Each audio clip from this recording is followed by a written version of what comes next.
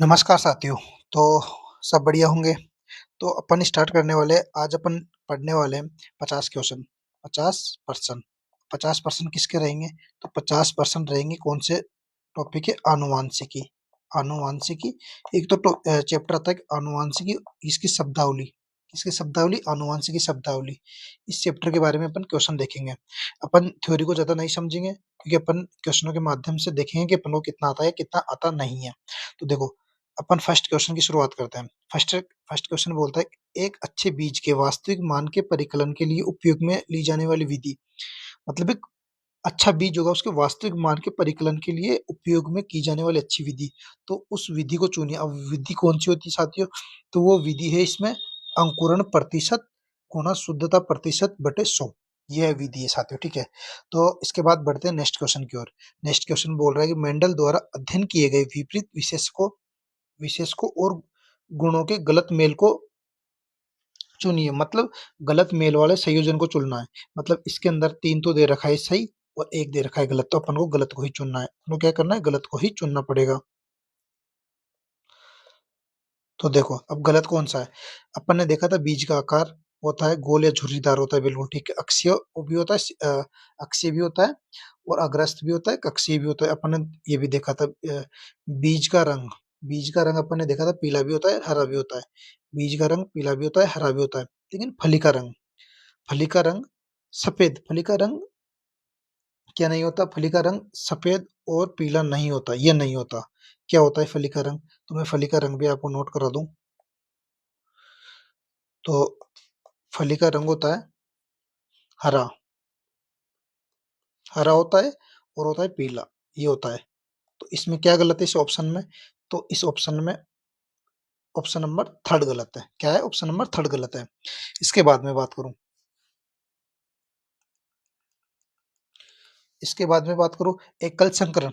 मतलब एकल संकरण में F2PD में कितने प्रकार के जीन, मतलब F2PD पीडी में कितने प्रकार के जीन देखे अपन ने, ठीक है।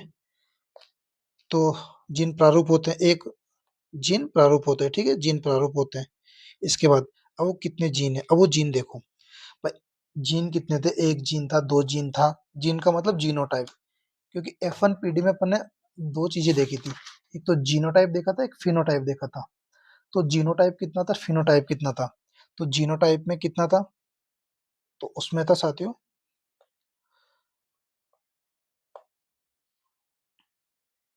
Option number B, option number B. क्योंकि अपन ने देखा था जीनोटाइप में, जीनोटाइप में अपन ने क्या देखा था? जीनोटाइप में अपन ने देखा था कि तीन तो एक प्रकार के पौधे हुए थे लंबे। कौन से लंबे? और लास्ट में होता कौन सा? बोना, एक बोना। तो तीन प्रकार के जीन प्रारूप देखे थे। मतलब जीनोटाइप कितने प्रकार के देखे थे? तीन प्रकार के देखे थे। इसके बाद बात करता हूं मैं विज्ञान की वह शाखा। क्या? विज्ञान की वह शाखा जो मानव जाति में सुधार से संबंधित है और मेंडल के नियमों पर आधारित है। वो शाखा कौन सी है? कि विज्ञान की वह शाखा, विज्ञान की वह शाखा जो मानव जाति के सुधार से संबंधित है और मेंडल के नियमों पर आधारित है। तो वो शाखा कौन सी है बताइए? तो वह शाखाएं साथियों सूक्ष्म यूजेनिक्स है या माइक्रोबायोलॉजी है या जेनेटिक्स है या एंथ्रोपोलॉजी है, बताइए। तो वह शाखाएं साथियों कौन सी शाखा है वो? तो वह है, ये भी नहीं है, ऑप्शन नंबर सी भी नहीं है, ऑप्शन नंबर बी भी नहीं है। तो उसका राइट आंसर होगा यूजेनिक्स। यूजेनिक्स उसका राइट आंसर होगा, यूजेनिक्स। उसके बाद में बात करता हूँ। उसके बाद देखो, जब F1PD का किसी एक जनक से संकरण कराया जाता है, ठीक है, किसी एक जनक से संकरण करा दिया साहब, किसी एक जनक से संकरण करा दिया, ठीक है। तो ये कहलाता है, क्या कहलाता है वो बताइए? क्या कहलाता है? तो प्रतीप संकरण कहलाता है, द्विसंकरण कहलाता है, या परीक्षार्थ संकरण कहलाता है, या उत्क्रम संकरण कहलाता है? तो इसका राइट आंसर होगा ए, वो कहलाता है प्रतीप संकरण। कौन सा संकरण? प्रतीप संकरण। ऑप्शन नंबर, क्वेश्चन नंबर 6 देखो, उन बीजों का चयन कीजिए जो 100% शुद्ध होते हैं और जिनके बेग को सुनहरा पीले रंग का टैग लगाया जाता है। तो वो रंग कौन सा होता है? बताइए वो कौन सा होता है? तो वो होते हैं प्रजनक ब्रीडर बीज। कौन से? प्रजनक ब्रीडर बीज। मूल ये भी नहीं होते, प्रमाणित बीज भी नहीं होते, आधार फाउंडेशन बीज भी नहीं होते। अब बढ़ता हूँ क्वेश्चन नंबर 7 की ओर। क्वेश्चन नंबर 7 बोलता है कि इनको सुमेलित करना है, इनको सुमेलित करना है अपन को। अब देखो किसके लिए क्या ऑप्शन है। पुष्प का रंग। अब पुष्प के रंग की जब मैं बात करता हूँ तो पुष्प का रंग कौन सा है? पुष्प का रंग कौन सा होता है? फली का रंग कौन सा होता है? पुष्प का रंग कौन सा होता है? फली का रंग कौन सा होता है? बीज का आकार कौन सा होता है? फली का आकार कौन सा होता है? बताइए। तो सबसे पहले करता हूँ पुष्प का रंग। पुष्प का रंग क्या होता है? बैंगनी होता है या फिर सफेद होता है? बताइए पुष्प का रंग क्या होता है? बैंगनी या सफेद? किधर है बैंगनी या सफेद? तो ए का ऑप्शन नंबर 2 से, ठीक है साहब। अब फली का रंग। फली का रंग हरा या पीला? फली का रंग हरा या पीला? ऑप्शन नंबर ए से गया। बीज का आकार। बीज का आकार गोल या झुर्रीदार? ये देखो गोल या झुर्रीदार। और फली का आकार फूली हुई या छिकड़ी हुई? अब देखो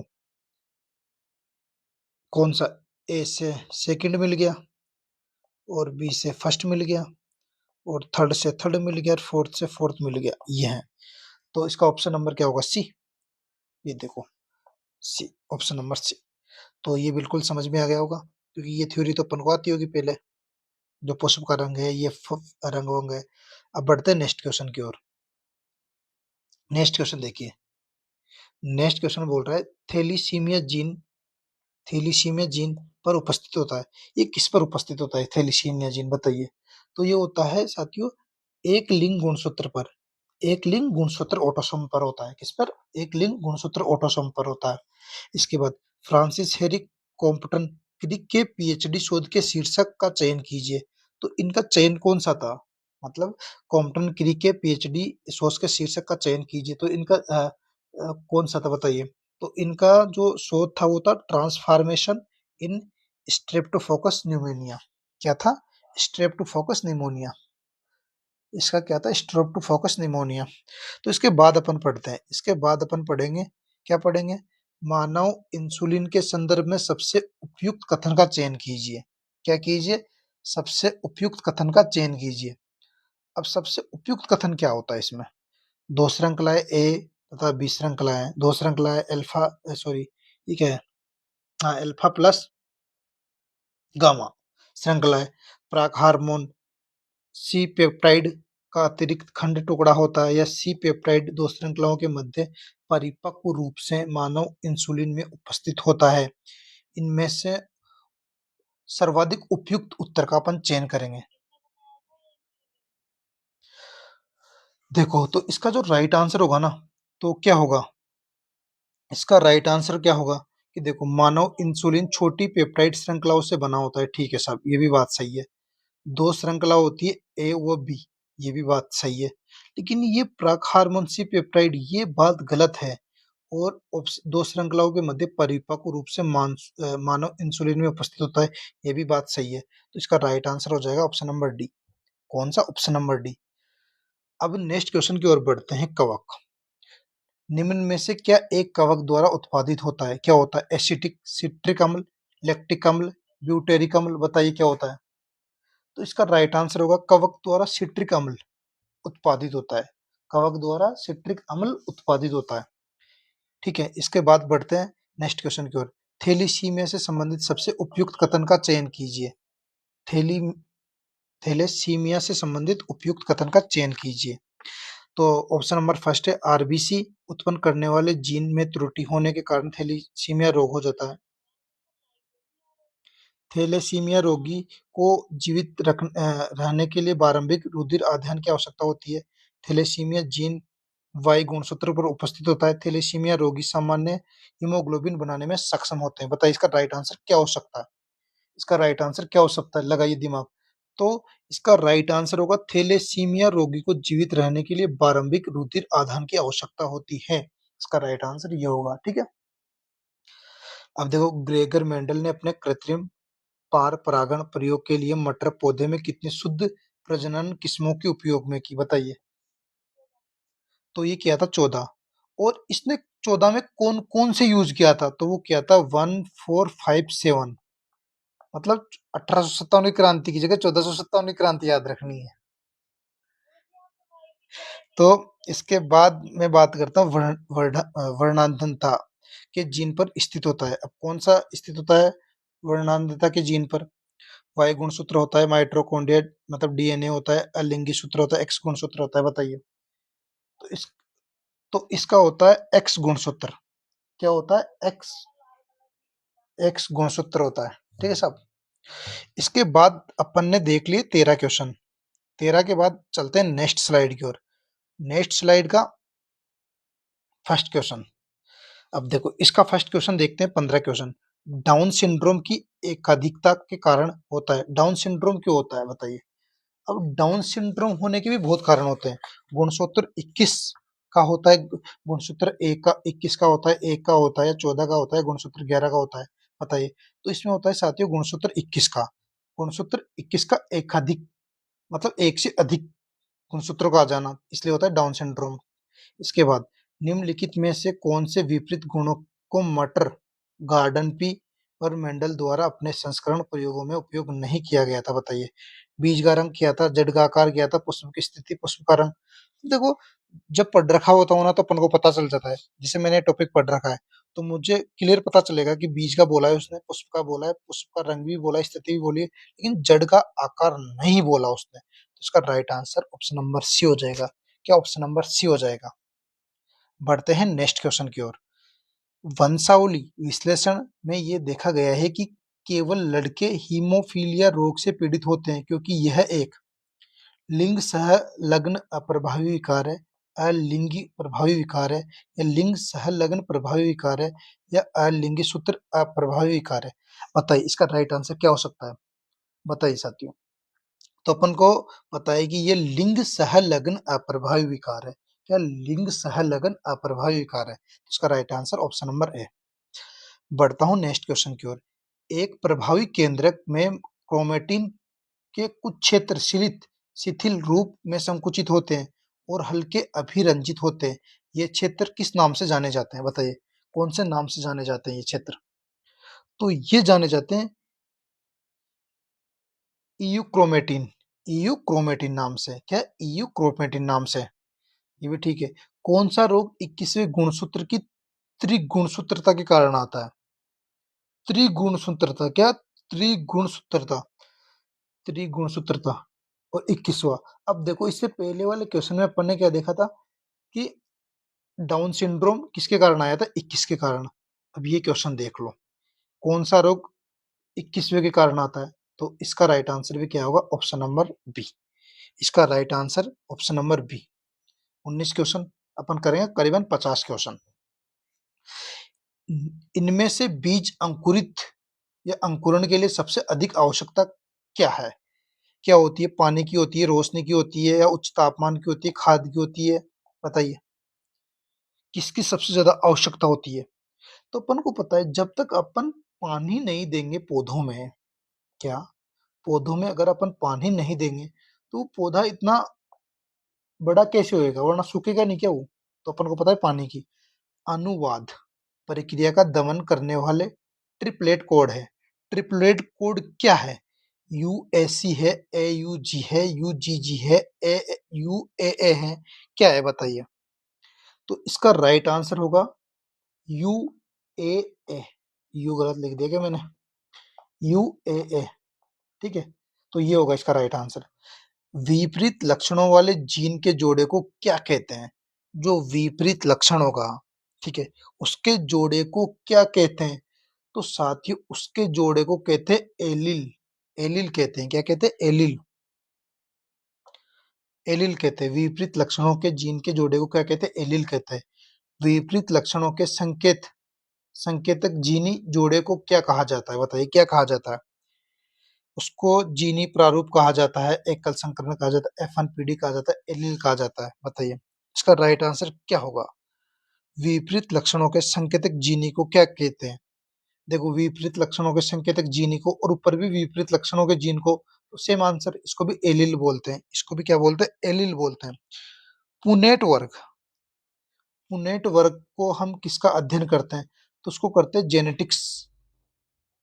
जेनेटिक्स का यानी आनुवंशिकी का।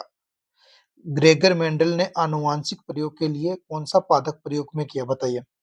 अब किया था मटर का, अपन को पता है कि मटर का किया था साहब, और मटर भी कौन सा, उद्यान वाला मटर, उद्यान वाले मटर का यूज किया था मेंडल ने। इतनी बात क्लियर है, बिल्कुल। जी सर, क्लियर है। तो मटर का वैज्ञानिक नाम क्या होता है, तो अपन को पता है मटर का वैज्ञानिक नाम होता है पाइसम सेटाइवनम, ठीक है, पाइसम और सेटाइवम, ठीक है।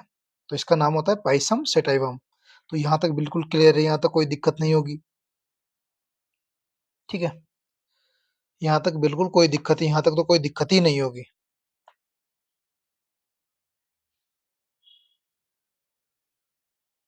इसके बाद नेक्स्ट क्वेश्चन की ओर बढ़ता हूं मैं। यदि किसी जीन विशेष के दो एलील समान है तो उस जीन युग्म को क्या कहते हैं, तो उसको बोलेंगे, देखो सीधी सी बात है, समान बोल दिया, दो एलील समान है मतलब दो लक्षण समान है, तो समान को बोलेंगे सम युग्मज, युग्मज। और अगर समान नहीं होते, असमान होते, उसको बोलते हैं अपन विषम, विषम मतलब युग्मज, युग्मज, ठीक है। तो उसको बोलेंगे सम युग्मजी, उसको बोलेंगे साथियों सम युग्मजी। इसके बाद बढ़ते हैं नेक्स्ट क्वेश्चन की ओर। अपना नेक्स्ट क्वेश्चन है क्वेश्चन नंबर 27, ठीक है। थोड़ा सा, हाँ ठीक है, अब ठीक है स्लाइड। द्विगुणित मानव कोशिकाओं में गुणसूत्रों के कितने जोड़े मौजूद होते हैं, बताइए कितने जोड़े मौजूद होते हैं। तो होते हैं 23 जोड़े, 23 जोड़े, ठीक है। कितने होते हैं, 23 जोड़े। फिनोटाइप मादाएं जिनमें एक्सो जीनोटाइप होता है, उनमें विसंगतियों को क्या कहा जाता है, टर्नर सिंड्रोम कहा जाता है, डाउन सिंड्रोम कहा जाता है, एक्स वाई वाई कहा जाता है, या क्लाइन फैक्टर सिंड्रोम कहा जाता है, क्या कहा जाएगा, तो उसको बोलेंगे साथियों टर्नर सिंड्रोम। क्या, टर्नर सिंड्रोम। टेट्रासोमेमिक व्यक्तियों के लिए गुणसूत्रीय सूत्र है, टेट्रासोमेमिक, टेट्रासोमेमिक इनके लिए कौन सा है, तो उसके लिए 2n+2, 2n+2 इसके लिए गुणसूत्रीय सूत्र है। इसके बाद क्वेश्चन नंबर 30, चौथी पीढ़ी का जैव ईंधन प्राप्त होता है आनुवांशिक रूप से संशोधित, क्या होता है, आर के बैक्टीरिया, स्टार्च देने वाली फसलों से, लिग्नोसेलुलोज देने वाली फसलों से, सेवाल से, किससे हो सकता है इसका, तो इसका राइट आंसर होगा सेवाल से। किससे, सेवाल से। मतलब ये तीनों गलत हो जाएंगे। अब इनको सुमेलित करना है, इनको क्या करना है, सुमेलित, ठीक है। निम्नलिखित को सही रूप में मिलाइए। एडवर्ड सिंड्रोम, अब देखो सीधी सी बात है, अपन ने भी डाउन लिखा, तो अपन को पता है डाउन 21 के कारण आया था, ये देखो डाउन 21 के कारण आ गया, ये अपन को पता है अभी तक क्वेश्चन जितने भी देखे। इसके बाद अपन ने देखे क्या, एडवर्ड किसके कारण आता है, तो एडवर्ड आता है ट्राइसोमी 18 में। एड, शादी की उम्र की कितनी एड होती है, 18 में शादी हो जाती है, तो एड, तो 18, तो ये फिफ्थ, ठीक है साहब। पटाओ, पटाओ कब, 13 में, 13 में साहब। इसके बाद डाउन हो गया 21 में, टर्नर, अब टर्नर कब है, तो टर्नर, टर्नर होगा एक्स में साहब, ठीक है।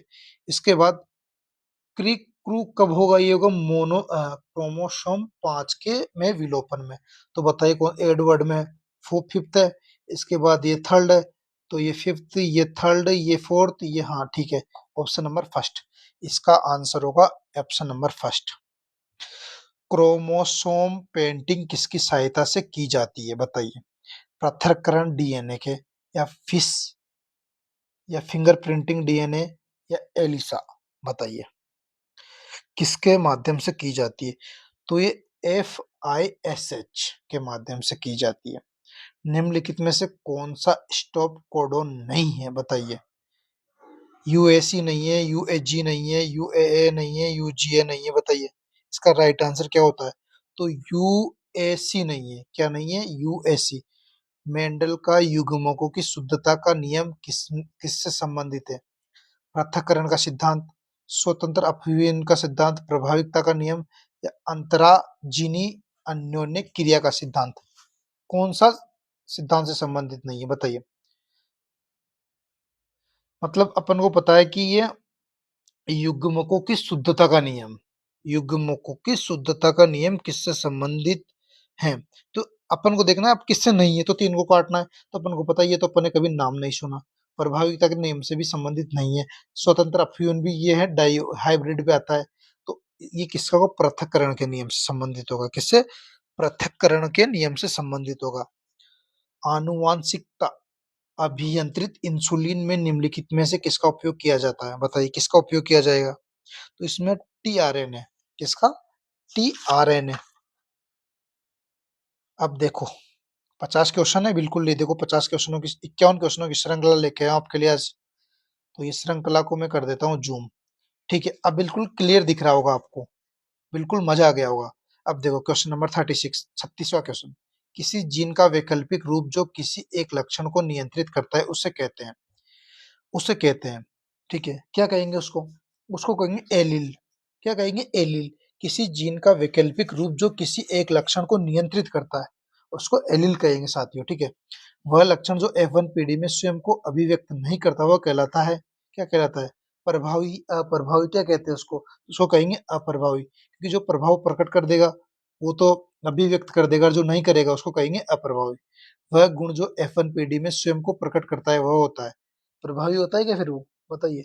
वो होता है प्रभावी, क्योंकि स्वयं को प्रकट कर दिया तो उसने स्वयं का प्रभाव छोड़ दिया वहां पे। आनुवांशिकता अभियांत्रिक इंसुलिन में निम्नलिखित में से किसका उपयोग किया जाता है? बताइए किसका उपयोग किया जाएगा? आरटीएनए, टीआरएनए, एम, किसका किया जाएगा? लगाइए, थोड़ा सा दिमाग लगाइए। तो इसमें किया जाएगा आरडीएनए का। किसका? आरडीएनए का। ठीक है। Question number 40। यदि किसी जीन विशेष के दो एलील समान है तो उस जीन युग्म को क्या कहेंगे? क्या कहेंगे भाई? समयुग्म जी। क्या कहेंगे? समयुग्म जी। द्विगुणित मानव कोशिकाओं में गुणसूत्र कितने जोड़े में होते हैं? 23 जोड़े में। फिनोटाइप मादाई जिनमें 100 जीनोटाइप होता है उनमें विसंगतियों को कहा जाता है, क्या कहा जाता है? क्या कहा जाता है? Turner syndrome. क्या कहा जाता है? टर्नर सिंड्रोम, क्योंकि अपन ने क्रॉस मैच कर दिया था। टेट्रासोनिक। टेट्रासोनिक व्यक्तियों में, ये भी क्वेश्चन शायद रिपीट हो गया, क्वेश्चन देख लिया अपन ने। चौथी पीढ़ी का जैव ईंधन प्राप्त होता है आनुवांशिक रूप से। किसमें? सेवालों में। किसमें? सेवालों में। ठीक है, और ये अपन ने देख ही लिया था। ऑप्शन नंबर ए रिपीट हो गया शायद ये क्वेश्चन। ठीक है, कोई बात नहीं, प्रैक्टिस अच्छी हो जाएगी। अब क्वेश्चन नंबर 46, मिलान कीजिए। मिलान करना है यूएसी, यूएए, यूएजी, यूजीए, इनको मिलाना है इन चारों से। किससे? स्तंभ 2 से। स्टॉप कोडोन, प्रारंभिक कोडोन, ओचेर, ओपल। बताइए किससे मिलेगा ये? बताइए। तो देखो, ए तो मिलेगा सेकंड से, प्रारंभिक कोडोन से, और ये मिलेगा फर्स्ट से।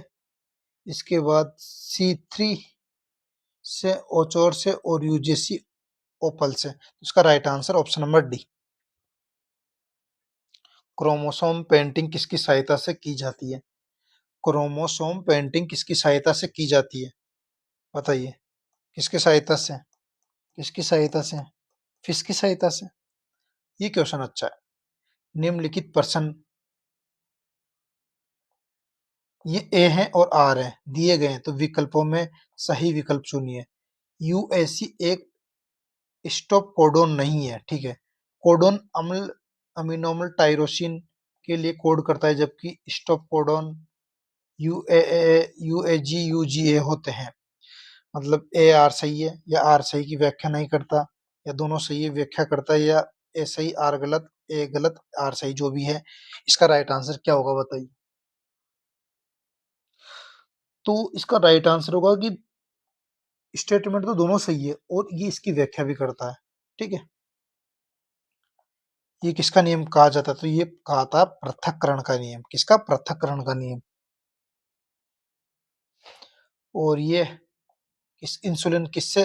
तो आरटीएनए। अब ये क्वेश्चन अच्छा है। लोकस का मतलब होता है लोकेशन, स्थान। ठीक है, इतना समझ लो। मैं कलर बदल दूं एक बार।